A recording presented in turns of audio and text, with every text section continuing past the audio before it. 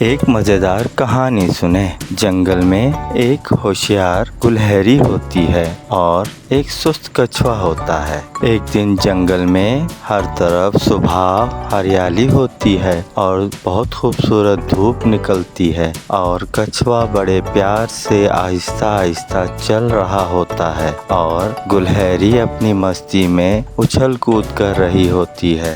گلہری کچھوے سے کہتی ہے کہ تم یار اتنا سست کیوں چلتے ہو؟ کچھوا بڑا مسکرا کر جواب دیتا ہے، آہستہ مگر مستقل یہی کامیابی ہے۔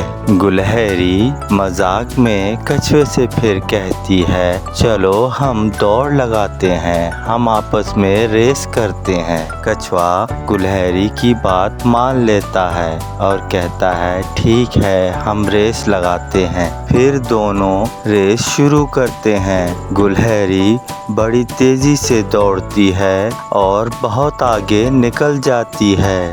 گلہری سوچتی ہے کہ میں بڑی آسانی سے یہ ریس جیت جاؤں گی، اس لیے وہ رک کر آرام کرنے کا سوچتی ہے اور درخت کے نیچے بیٹھ جاتی ہے اور وہ سو جاتی ہے۔ کچھوا آہستہ سے چلتا رہتا ہے اور بنا تھکے بنا رکے وہ چلتا رہتا ہے۔ پھر آخر وہ گلہری کو پیچھے چھوڑ کے آگے پہنچ جاتا ہے اور وہ یہ ریس جیت جاتا ہے۔ جب گلہری جاگتی ہے تو وہ یہ دیکھ کر حیران ہو جاتی ہے کہ کچھوا تو ریس جیت چکا ہوتا ہے۔